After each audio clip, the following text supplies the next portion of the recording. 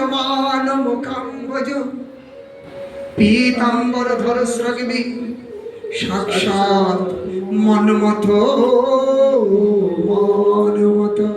বলুন রাজ বিহারী ভগবান কি জয়। সাক্ষাৎ মন্মথ মন্মথ।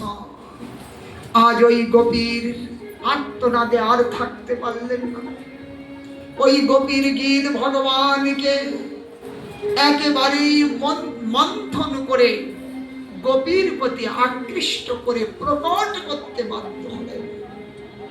আজ সেই গোবিন্দের অতীব মনোমোহক রূপ, যেটি বললেন সাক্ষাৎ মন্মথ মন্মথ। আহা, চৈতন্য চরিতামৃতে কবিরাজ গোস্বামী পাদ বললেন, চরিমণি চরি গোপীর মনোরথে মন্মথের মন্মথে নাম ধরে মদন মোহন। আজকে যে গোবিন্দ প্রকটিত হয়েছেন, সেই গোবিন্দ অস্মেরম। অস্মের শব্দের অর্থ হল প্রসন্ন বদন, ঈষৎ হাস্যযুক্ত বদন, পীতাম্বর পরিধান।